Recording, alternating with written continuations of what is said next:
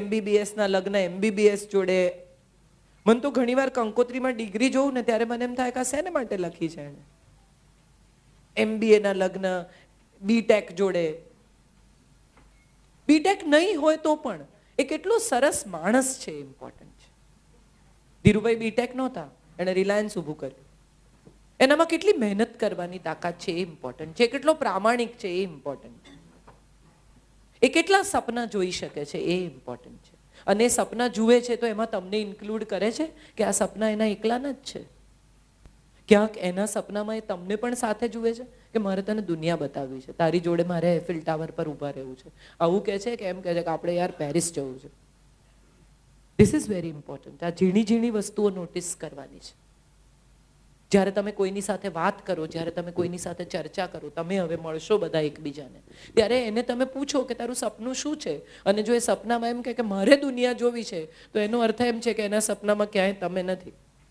અને એમ કે મારે મારી પત્ની સાથે દુનિયા જોવી છે, તો એના સપનામાં ક્યાંક તમે છો. કોઈ છોકરી એમ કે મારે મારો ઇન્ડિપેન્ડન્ટ બિઝનેસ કરવો છે, તો એના સપનામાં તમે નથી. પણ એ જો એમ કે મારે મારા હસબન્ડના બિઝનેસમાં એની સાથે રહી અને મારો બિઝનેસ કરવો છે, તો એના સપનામાં તમે છો. બહુ સરસ લગ્નના 7 વચન. કેટલા લોકોને ખબર છે, મને નથી ખબર. પણ માતા પિતા જ્યારે તમારા પેરેન્ટ્સ પણ લગ્ન વિશે વિચારે છે ને, ત્યારે એ લોકો ટ્રોઝો કોણ કરશે ને, લગ્ન ક્યાં કરશે ને, શું પહેરશે ને, ક્યાં કયો હોલ ને, બ્લુસી બુક કરાવી દો કારણ કે પછી મળતો નથી. આવા બધા કરતા મને એવું લાગે છે કે માતા પિતાએ પણ છોકરાઓ સાથે બેસીને થોડીક લગ્ન વિષયક ચર્ચા કરવી જોઈએ. બહાર હવે અમે જોવાનું શરૂ કરવાના છીએ એ કહેતા પહેલા ઘરમાં થોડીક સાંજ એવી વીતવી જોઈએ કે માતા પિતા પોતાના લગ્નના એક્સપિરિયન્સ શેર કરે. છોકરાઓને પૂછે કે તમારે શું જિંદગીમાં કરવું છે, કેવી છોકરી ગમે. અને કેવી ગમે એ તો બરોબર છે, મને તો અમિતાભ બચ્ચન જોડે પરણવું, પણ એણે પણ મારી જોડે પરણવું પડે. આમાં લગ્ન 2 જણા વચ્ચે થાય છે, એ સૌથી અનફોર્ચ્યુનેટ બાબત છે. એટલે મને તો બધું ગમે, પણ મને જે ગમે છે એ સામેની વ્યક્તિને ગમે છે કે નહીં એ પણ બહુ ઇમ્પોર્ટન્ટ છે. કેટલા બધા લોકોને હું એવા ઓળખું છું કે જે લોકોને ક્લાસિકલ મ્યુઝિક ગમતું હોય, એની પત્ની પરાણે એની સાથે જાય અને પછી સૂઈ જાય સેકન્ડ રોમાં. કેમ? તો કે ના, એકલા નહીં જવા દેવાના. શેને માટે? તમને શોખ નથી, ના જાઓ. બાજુમાં સૂતેલા માણસને જોઈને જેટલું ઇરિટેશન થાય, એ ઇરિટેશનમાંથી જ પછી પાછા આવતા ઝઘડો થાય કે તને ના ગમતું હોય તો શું કામ આવે છે? કે ના, તમે જ કીધું તું ચાલ એટલે આવી. અરે કે મેં તો એમ જ કીધું તું. અહીંથી શરૂ થાય આર્ગ્યુમેન્ટ. પત્નીને first day first show Hindi film જોવાનો શોખ છે, પતિ નથી જોતો. મારાથી હિન્દી ફિલ્મ સહન નથી થતી. અને પછી છતાંય એની સાથે જાય અને આખું પિક્ચર કે આ કેટલું ખરાબ છે, આ કેટલું ખરાબ છે એ જોવા માટે સાથે આવ્યા છો. આમ પણ ફિલ્મ તો 2 લોકો એકલા જ જોતા હોય છે ને, એકબીજાને તો જોતા નથી, બધા ત્યાં જ જુએ છે. હા કે ના? તો એનો અર્થ એમ થયો કે તમારી બાજુમાં કોણ છે એ મેટર નથી કરતું. તમને મજા આવે એવા લોકો સાથે જાઓ. અગત્યનું એ નથી કે બંનેના શોખ એક છે કે નહીં. અગત્યનું એ નથી કે બંનેના ટેસ્ટ એક છે કે નહીં. અગત્યનું એ પણ નથી કે બંને જણાને એક જ વસ્તુઓ ગમે છે કે નહીં. અગત્યનું એ છે કે સામેનાને શું ગમે છે એ ઓળખીને તમે એ સામેનાના ગમા સાથે તમારી જાતને એડજસ્ટ કરવા તૈયાર છો કે નહીં. Here your matter comes in. એને ગમે છે તો એ જાય છે. એનો અર્થ એવો નથી કે તમારે ભેગા ઢસડાવવું. કેટલી બધી દીકરીઓ હમણાં મને કહે છે કે અમે બોરીવલ્લી નહીં પરણીએ. સાઉથ બોમ્બેની દીકરીઓ હોય, એની મમ્મીઓ કે એને સમજાવો, બોરીવલ્લીનો એટલો સરસ છોકરો, એ લોકો પાસે બંગલો છે કાંદીવલીમાં, બોરીવલ્લીમાં, પણ એને નથી જવું.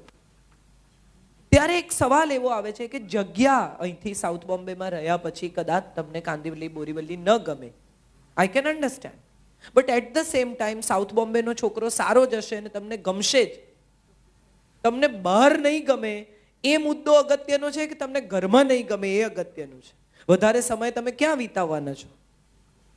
તમે જ્યાં જે માણસની સાથે રહેવાના છો એ જ્યાં રહે છે એ તમને મજા આવે એવી જગ્યા છે કે નહીં, which is according to me is very important.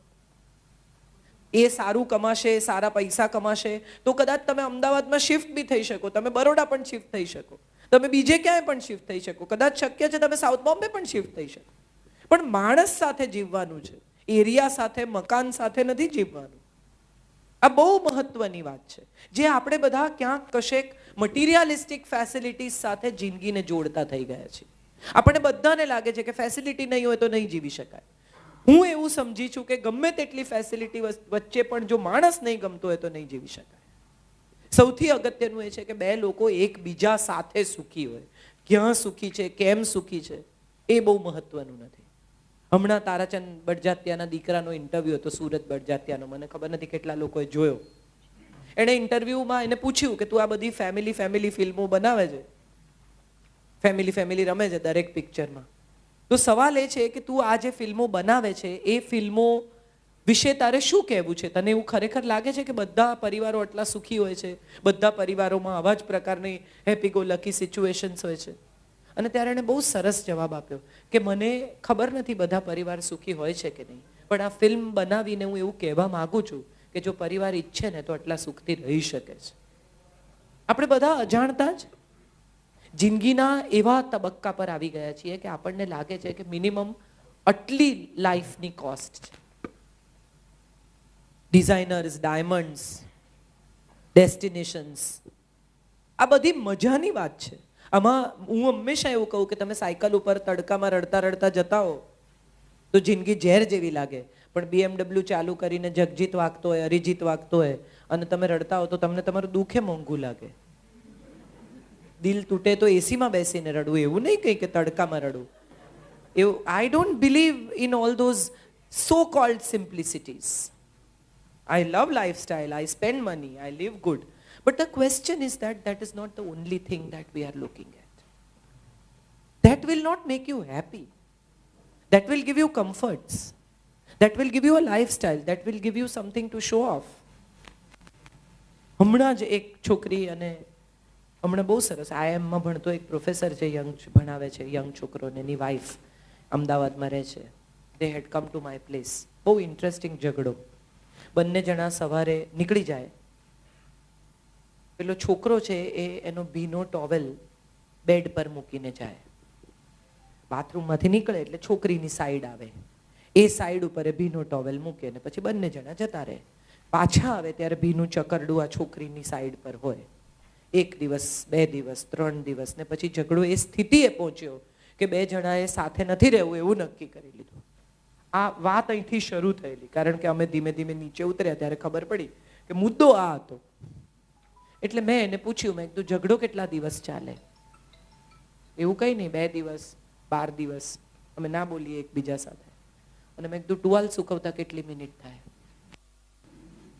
તો કે 2 મિનિટ. તો મેં કીધું આપણે સૂકવી દેવાનું. કેમ એનો ટુવાલ એ ના સૂકવે? મેં કીધું કારણ કે તારી સાઈડ બાથરૂમની પહેલા આવે છે, તારી બાજુ ભીનું ચકરડું પડે છે, જઈને સૂકવી દે. તું 3 દિવસ સૂકવીશ તો એ ચોથે દિવસ જાતે સૂકવી દેશે. એકચ્યુઅલી એને 3 દિવસ બોલ્યા વગર કે 4 દિવસ, જે બી અઠવાડિયું સૂકવ્યો હશે, પછી એનો ફોન આવ્યો કે કાજલ આંટી એકચ્યુઅલી હવે જાતે સૂકવે છે.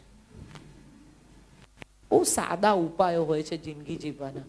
મને એવું સમજાય છે કે આપણે છે ને આ બધા જે ગેજેટની જનરેશન આવી ને, એ ગેજેટની જનરેશને સિમ્પ્લિસિટી ખોઈ દીધી. છરીથી શાક કાપી શકાય અને એમાં 5 જ મિનિટ લાગે કોબી સમારતા, પણ હવે એક પેલું મશીન આવ્યું છે આમ ખેંચીને સમારવાનું. હવે એને માટે તમે ટુકડા કરો, પછી તમે એમાં નાખો, પછી તમે ખેંચો, પછી તમે મશીન ધુઓ. એમાં જેટલી મહેનત પડે એના કરતાં કોબી 5 મિનિટમાં હાથે જાતે છરીથી વધુ સારી રીતે સુધારી શકાય. ગેજેટ્સે આપણી જિંદગીને કોમ્પ્લિકેટેડ કરી નાખી, અને ગેજેટ્સને કારણે આપણા મગજ પણ કોમ્પ્લિકેટેડ થયા. હવે બધું ગૂગલ પર છે, હવે બધું ફેસબુક પર છે. આજના છોકરાઓ બધા એમ કે અમને પ્રાઇવસી જોઈએ, અમને નહીં પૂછવાનું અમે ક્યાં જઈએ છીએ, અમે શું કરીએ છીએ, અમને પ્રાઇવસી જોઈએ. અને પછી સાંજના છેડે તમે એના ફેસબુક ચેક કરો તો ખબર પડે કે એણે શું ખાધું, ક્યાં ગયા, શું પહેર્યું, શું ખરીદ્યું, કોને મળ્યા, બધું ફેસબુક પર છે. પૂછવાનું નહીં, એનું ફેસબુક જોઈ લેવાનું, તમને ખબર પડી જાય કે તમારું છોકરું શું કરે છે. કઈ privacy? If you are uploading everything that you are doing, eating, meeting, traveling, whatever, then what privacy are we talking about? We have opened our lives to all and everyone. Instead, તમારા parents તમને એક સવાલ પૂછે તો ગુસ્સો આવી જાય. પુત્ર વધુ ઘરમાં આવી હોય અને એને મમ્મી પૂછે, સાસુ, કે બેટા કેટલા વાગે આવીશ, એટલે તરત ગુસ્સો આવી જાય. શાને માટે? ઘરમાં રહેતી એક વ્યક્તિ તમારી પ્રતીક્ષા કરે છે, એને તમે કેટલા વાગે આવશો એ તમારી ક્વેરી નથી, એ તમારી ઇન્ક્વાયરી નથી, એ તમારી કાળજી છે. દરેક વસ્તુને બે રીતે જોઈ શકાય છે. કોઈ તમારી ચિંતા કરે છે, ફિલિંગ જ કેટલી અદ્ભુત છે. અને આપણે બધા અજાણતા જ અત્યારે જે સ્થિતિમાં છીએ ને, યુવાન છીએ, સુંદર છીએ, બધાને ખબર છે કે આ થઈ જશે, બધું આપણે કરી લઈશું. એ બધાને 10 વર્ષ પછી એવું સમજાય કે અરે યાર, આ મમ્મી કેટલું ધ્યાન રાખતા હતા. મને આજે સમજાય છે કે હું આ રખડ્યા કરું છું, મને ખબર છે કે મારા ઘરમાં મમ્મી છે, mummy is taking care of everything. I just call and tell કે ગ્રોસરી ડિલિવર થશે, પણ એના પેકેટ કાપીને બરણીમાં ભરવાનું કામ કોઈ કરે છે. એ મારે જવું કરવું પડશે જ્યારે નહીં હોય ત્યારે. 10 દિવસે હું ઘેર પહોંચીશ ને તો એ પેકેટ એમના એમ પડ્યા હશે. એ જે કરી રહ્યા છે, જે તમારી કાળજી કરી રહ્યા છે, જે તમારી ચિંતા કરી રહ્યા છે, સવાલ પૂછે છે, જે જવાબદારી લે છે, અધિકાર ભોગવે છે. આપણે બધાએ આ બહુ મહત્વની વાત હું માનું છું શીખવાની છે. અને છેલ્લી એક સરસ વાત કહી દઉં, પછી આપણે ક્વેશ્ચન આન્સર કરીએ. I don't want to go on, let's have conversation. મારા એક અંકલ છે, એમને ઓસીડી છે, ચોખ્ખાઈ એ એમનો રોગ છે. ફ્રીજ માટે પીળું પોતું, ગેસ માટે લીલું પોતું, ટેબલ માટે લાલ પોતું, આવું બધું જુદું જુદું, કશું અડવાનું નહીં, કશું કરવાનું નહીં. મારા આંટી છે, એ ચાંદલા ઉખાડે અને ક્યાંક ફ્રીજ પર ચોંટાડે ને ક્યાંક અરીસા પર ચોંટાડે, જ્યાં નજર દેખાય ત્યાં એને ચોંટાડી દીધો હોય. આ પેલું ભીનું કપડું લઈને આમ કરીને ગુંદર કાઢે ને કલાકો એમાં વેડફે ને 2 જણાને પુષ્કળ ઝઘડા થાય ને એટલું બધું કચકચ થાય કે ઘરમાં 2 જણા જમે નહીં, ચાંદલા ક્યાંક ચોંટાડ્યા હોય તો. Can you believe this? Okay, then we lost aunty. હમણાં 3 મહિના પહેલા હું એમને મળવા ગયેલી અને મેં એમને પૂછ્યું, મેં કીધું કેવું બધું, are you settled without her? He cried and he told me કે કાજલ, હું બધે ચાંદલા ચોંટાડી રાખું છું to feel that she is around. મારે આટલું જ કહેવું છે. માણસ હોય ને તારે એનું મૂલ્ય કરી લેવું. એના ગયા પછી તમને સમજાય કે આ બહુ ઇમ્પોર્ટન્ટ હતા, આ મને બહુ ગમતા હતા, આ મારી બહુ કાળજી કરતા હતા, આ મને બહુ પ્રેમ કરતા હતા. તો ક્યાંક તમે એક બસ મિસ કરી છે અને બસ તમને ફરી નહીં મળે. કારણ કે જિંદગીમાં છે ને સૌથી ખરાબ વાત એ છે કે જિંદગીની ગાડીને બ્રેક નથી અને રિવર્સ ગિયર નથી. સમય પાછો નથી આવતો, બધું જ પાછું આવે છે. પતિ પત્ની સાથે રહેતા હોય, પિક્ચરની ટિકિટ આવી હોય અને પેલો મોડો આવે તો ગુસ્સો કરીને ફાડી નાખે ને રાડા રાડ થાય ને ઝઘડી થાય ને 3 કલાક ઝઘડવાને બદલે 2.5 કલાક અધૂરું પિક્ચર જોઈ આવો, એ બેટર આઈડિયા નથી? આ સિમ્પલ સોલ્યુશન્સ છે. અડધું પિક્ચર છે, કઈ વાંધો નહીં, મોડા પહોંચે, પોપકોર્ન ખાજો. પણ આપણે શું કરીએ છીએ કે એ 1/2 કલાક મોડું થયું એ બાબતે બાકીના 3 કલાક વેડફવા તૈયાર થઈ જઈએ છીએ. અને આ બધાનો પ્રોબ્લેમ છે, કોઈ એક જણનો નથી. એ કેમ ન કરે, એ કેમ ન સમજે, એ કેમ ન આમ કરે. કેટલી બધી પત્નીઓને મેં એવું કહેતી સાંભળી છે કે હું તો બધું સમજુ છું. તો ફાઇન, તમે ઇન્ટેલિજન્ટ છો, એ નથી. સાદી વાત છે. હું કેવું તરત એને માટે કરું છું? હા, તો તમે કરો છો તો આનંદથી કરો ને. તમે કરો છો માટે બીજાએ કરવું, તમે એડજસ્ટ કરો છો માટે બીજાએ કરવું. હું કેટલી બધી એવી સ્ત્રીઓને ઓળખું છું કે જેવું કે મેં તો મારા બધા ફ્રેન્ડ્સ એને માટે છોડી દીધા. પછી સ્ટેપ 2 ઇઝ એ પણ એના ફ્રેન્ડ્સ મારે માટે છોડે. એવો કોઈ ત્યાગ કરવાની જરૂર નથી. Here comes again your answer કે જે તમને નથી અનુકૂળ અને તમે કર્યો છે, એને બદલે sit down, talk it out, tell each other કે મને આ નથી ગમતું, મને ગિફ્ટ જોઈએ છે 25મી એનિવર્સરીએ, તો મારે કહેવું પડશે કે મને ગિફ્ટ જોઈએ છે. મેં 25 વર્ષમાં કીધું નથી કોઈ દિવસ. આજે મેં કીધું કે જા લઈ આવો. માંગીને શું લેવાનું? પોતાના માણસ પાસે નહીં માંગવાનું તો કોની પાસે? પારકા પાસે માંગવાનું. કેટલી બધી પત્નીઓને મેં એવી જોઈ છે કે બહારના બધા સાથે તો એટલું હસી હસીને બોલે, તો બહારના સાથે તો હસીને જ બોલવું પડે, એને થોડી વડચકા ભરાય. ગુસ્સો તો એના પર જ કરાય જે પોતાનું છે, કકળાટ એની જ જોડે કરાય જે પોતાનું છે. કોઈને ઘેર તમે જમવા જાઓ અને ભીંડાનું શાક ના ભાવતું હોય એને પીરસ્યું હોય તો તમે એવું કહો છો હટાવાયથી, ચૂપચાપ ખાઈ જાઓ છો ને ઓછું ખાવ છો પણ ચૂપચાપ ખાઈ જાઓ છો. પત્નીને કહો ખબર છે તને તોય તું ભીંડા હટાવાયથી, તો ત્યાં તમે maskless whatever you are You are living like that, and I think that's what is the beauty of marriage. You don't hide anything from each other, not even emotions. Say what you want. મને શું ગમે છે, મને ફૂલો બહુ ગમે છે એવું કહેવામાં શું પ્રોબ્લેમ? એને કેમ સમજણ ના પડે? અરે કોઈ જ્યોતિષ છે યાર, એને નથી પડતી સમજણ, તો એને કે રસ્તામાંથી પસાર થતી વખતે મને ગુલછડી બહુ ગમે, પછી પણ ન ખરીદે તો પ્રોબ્લેમ છે. Than there is a problem. મને કોફી નથી ભાવતી એવું તમે એકવાર કહ્યું, બીજી વાર કહ્યું, આગ્રહ કરે તો તમે એને કહો કે ના મને નથી મજા આવતી, મને ચા પીવી છે. કેમ સવારે એક ચા ને એક કોફી ન બની શકે ઘરમાં? હું ચા પીવું છું એટલે એણે પણ ચા જ પીવી, એ કોફી પીએ છે એટલે મારે પણ કોફી જ પીવી. આવી નાની વસ્તુના એડજસ્ટમેન્ટ એ એડજસ્ટમેન્ટ નથી. એ બિનજરૂરી ત્યાગ છે જે કરવાની જરૂર નથી. એડજસ્ટમેન્ટ તમે કોને કહો એ હવે આવે છે. દાખલા તરીકે એક દિવસ તમને બહુ ગુસ્સો આવ્યો છે અને તમને એવું લાગ્યું છે કે આજે ઘરે જઈને મારું મગજ છટકી જશે, એણે કંઈક એવું કર્યું છે કે જે વિશે તમારું ભેજું છટકેલું છે, તો જઈને એટલું જ કહેવું કે અડધો કલાક પછી વાત કરીશું, મારે તને કંઈક કહેવું છે. જતાની સાથે વરસી નહીં પડવાનું. અને બીજી મહત્વની વાત કે દાખલા તરીકે પત્નીને એમ લાગે કે એણે કંઈ કર્યું છે અને ઘરમાં દાખલ થાય ને ત્યારે તૈયાર નહીં રાખવાની મશીન, હાથ ઊભો રાખીને આમ એની આજુબાજુ ગોળીઓ નહીં છોડવાની. વેઇટ કરો. દરેક વાત વિશે વાત થઈ શકે છે.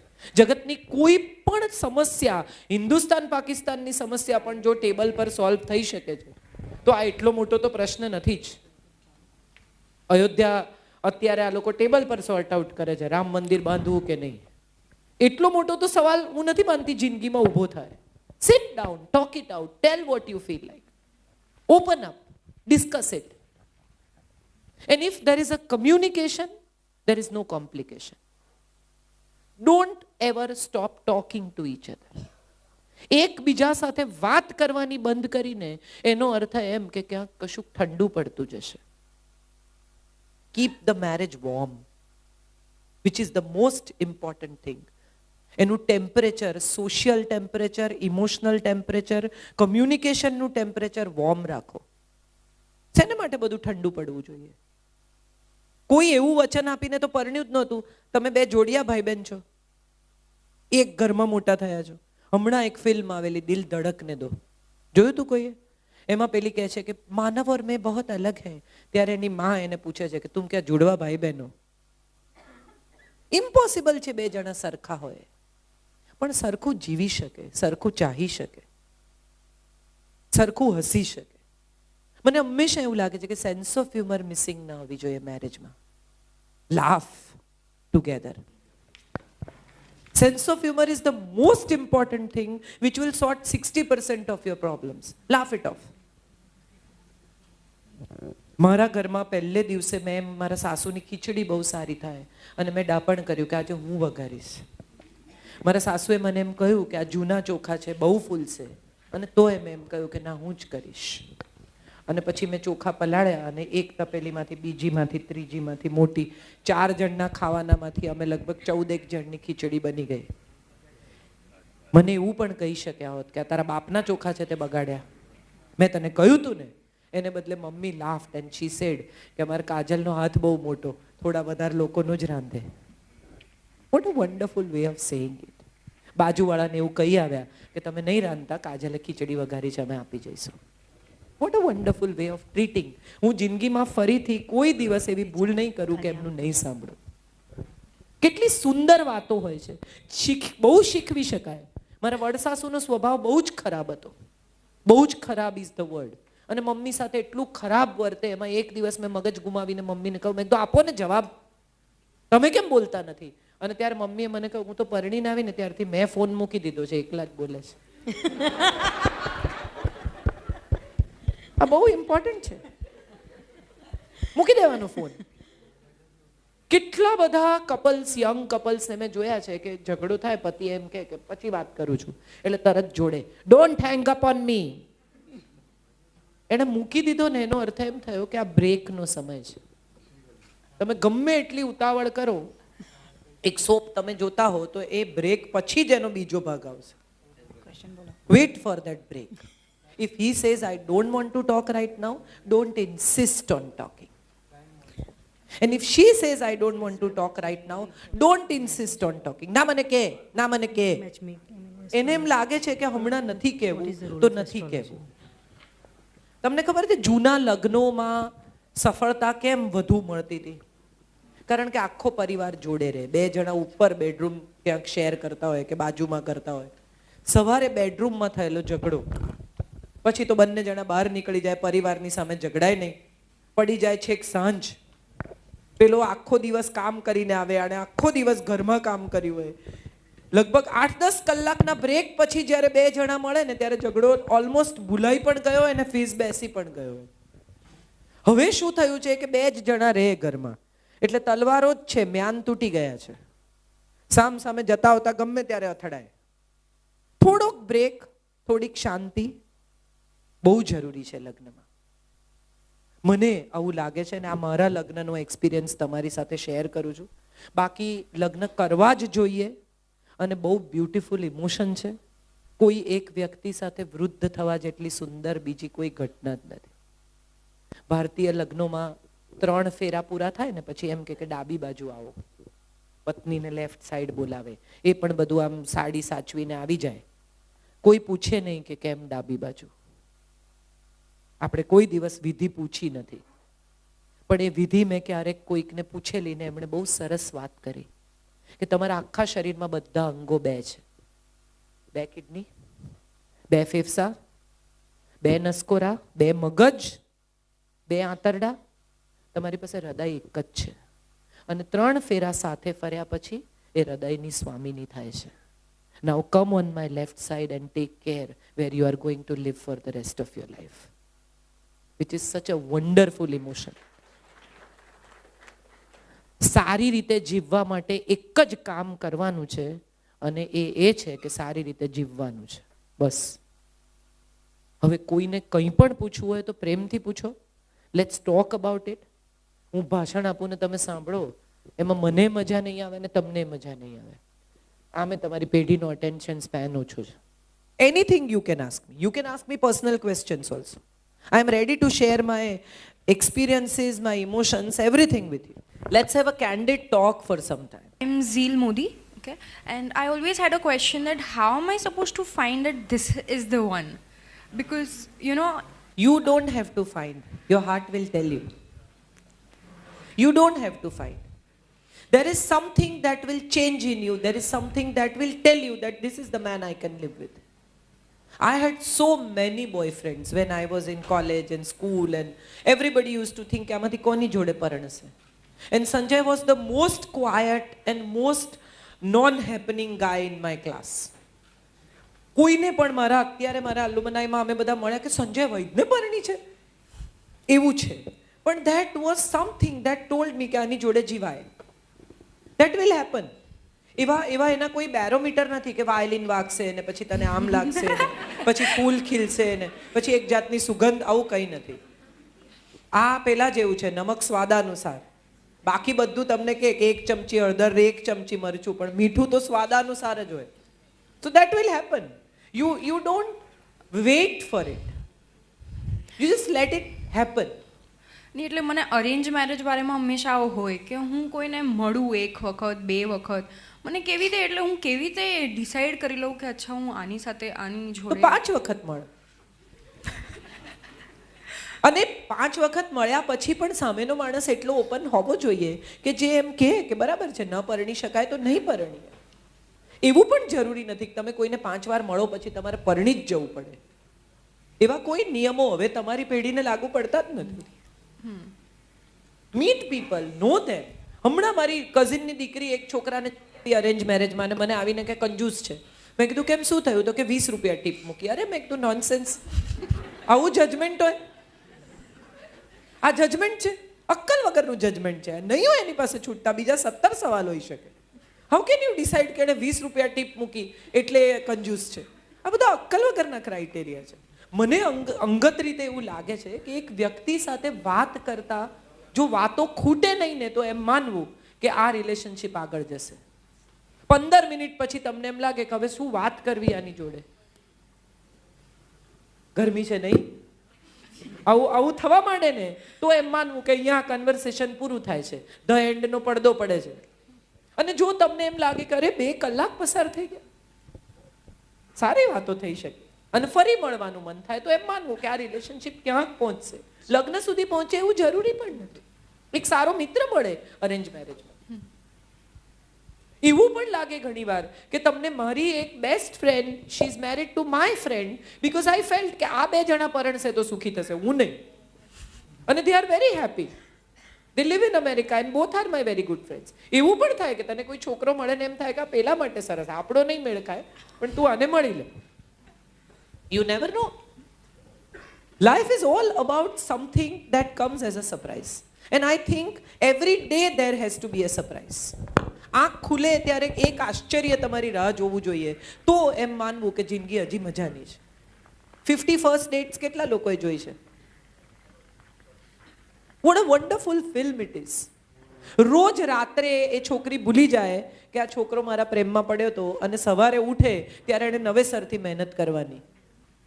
50 times he tries and the 50th time when he is going, the girl tells him, what time do we meet tomorrow? What a wonder. ધીરજ અદ્ભુત છે. લગ્નમાં એક વસ્તુ જે બહુ જ અનિવાર્ય છે એ ધીરજ છે. અને ધીરજ હવેના છોકરાઓમાં ખૂટી ગઈ છે. એનું એક કારણ એ પણ છે કે પેરેન્ટ્સમાં ધીરજ નથી. છોકરું આવડું નાનું હોય, હજી તો સ્કૂલ જતું હોય ને ઉઠે એટલે મા બાપ એક શબ્દ બોલે, કયો? આંખ ખુલે એટલે. Which is that line that every parent tell every child when the child wakes up, jaldi kar,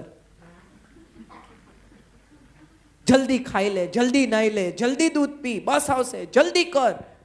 હવે આ જલ્દી કરમાં છોકરું એટલું ઉતાવળમાં આવી જાય કે દરેક વસ્તુના નિર્ણય ઉતાવળે કરે. Take your time. શું કામ એવું નક્કી જ કરી લેવું પડે કે આ હા કે ના? દરેક માણસને અધિકાર, આખી જિંદગીનો સવાલ છે. It's not going to end in few meetings, but yes, every meeting should move a step forward. Only then have another meeting. If you feel કે આમાં નહીં જવે, આનાથી આગળ અમારી વચ્ચે વાત થાય એવું નથી, you come here often. Oh okay, આવું થવા માંડે તો એમ માનવું કે નહીં, આગળ નહીં જાય. If 2 people can talk to each other, if 2 people can endlessly laugh together, if 2 people can like almost similar things, I think 2 people can live together. If 2 people can forgive each other. એને કહેલું 7 વાગે phone કરવાનું, આ તો બેકાર છે, 7 વાગે કર્યો તો નહીં. આટલા નાના ઉપર જજમેન્ટ ન લેવાય. એને 7 વાગે નહીં લાગ્યો હોય, તમારો ફોન આઉટ ઓફ રીચ હશે, કેટલી બધી શક્યતાઓ છે. ઓપ્શન્સ ઓપન રાખો રિલેશનશિપ. અને એ ઓપ્શન્સને સામેના માણસને જુઠ્ઠું બોલવાની, તમે 7 વાગ્યાનું કહ્યું હતું ને એટલે શું કરે? સૌથી પહેલા જુઠ્ઠું બોલે. ન કર્યો 7 વાગે, 7:30 કર્યો તો શું આકાશ તૂટી પડ્યું? ઇમરજન્સી આ એમ્બ્યુલન્સ છે કે તમે ફોન કર્યો એટલે એને 10 મિનિટમાં આવી જ જવું પડે? નો. એટલો લીવરેજ એકબીજાને આપવો જોઈએ કે 7 ને બદલે 7:30 ફોન કરે. ઊભો તો એના મિત્રો સાથે, યાર ભૂલી ગયો. ક્વેશ્ચન્સ છે, લખીને આપ્યા. પહેલી મીટિંગ પછી સગાઈ, 6 મહિના પછી લગ્ન, અને લગ્નના 2 વર્ષ પછી ના ફાવે ત્યારે શું કરવું? છૂટા પડવું. આટલું બધું કર્યા પછી ના ફાવે તો છૂટા પડવું. આમાં ક્યાં બીજી કોઈ ચર્ચા છે? આટલી મહેનત કર્યા પછી જો 2 લોકો સાથે ન રહી શકે તો છૂટા પડવું એ પણ ઓપ્શન છે જ. હું એવા કોઈ દકિયાનુસી પુરાણા જૂના વિચારોમાં નથી કે મેરેજીસ આર ફોર એવર ને 7 જન્મનું બંધન. અરે આ જન્મના ઠેકાણા નથી, તમે ક્યાં 7 જન્મની ચર્ચા કરો છો? પણ હા, નથી ફાવતું એટલે શું થાય છે એ વિશે ચર્ચા થવી જોઈએ. એ સવારે 6 વાગે ઉઠે છે, હું 7 વાગે ઉઠું છું એટલે નથી ફાવતું, એ કોઈ કારણ નથી છૂટા પડવાનું. મજબૂત કારણો હોવા જોઈએ કે આ કારણસર નથી ફાવતું. રોજ દારૂ પીને આવે છે તો નથી ફાવતું, પૈસા નથી કમાતો તો નથી ફાવતું, હાથ ઉપાડે છે તો નથી ફાવતું. There has to be valid reasons. નથી ફાવતું એટલે શું? આ કંઈ કપડું નથી કે તમે કોઈ બુટીકમાં જઈને ટ્રાય કર્યું ને તમે કહ્યું કે થોડું ટાઈટ છે, કાઢી નાખો. એ જિંદગી એટલી સરળ નથી. અને એટલી સરળ ન હોઈ શકે, હોવી પણ ન જોઈએ. પોતાના સંતાનનું વેવિશાળ નક્કી કરવા માટે માતા પિતાનો રોલ કેવો અને કેટલો હોવો જોઈએ. માતા પિતાનો રોલ ઇમ્પોર્ટન્ટ તો છે જ, પણ જિંદગી એણે જીવવાની છે, એટલે તમારા ક્રાઇટેરિયાઝ એને જણાવી દેવા, એના પર પુશ ન કરવા. મોટા ભાગના માતા પિતા એવું માને છે કે એમના લગ્ન જેવા અને જે રીતે થયા એ રીતે હવે 30 વર્ષ પછી 25 વર્ષ પછી લગ્ન થશે તો નહીં થાય. તમે એક સાદો આઈફોન એક્સ ખરીદો ને, એ પછી 6 મહિનામાં એક્સ પ્લસ આવે છે, હા કે ના? તમે એક A ખરીદો તો AA પ્લસ આવે છે, પ્લસ લો તો પ્લસ પ્લસ આવે છે, S7 ખરીદો તો S8 આવે, S8 ખરીદો તો S9 આવે. એનો અર્થ એમ થયો કે અપગ્રેડેશન સતત ચાલે છે.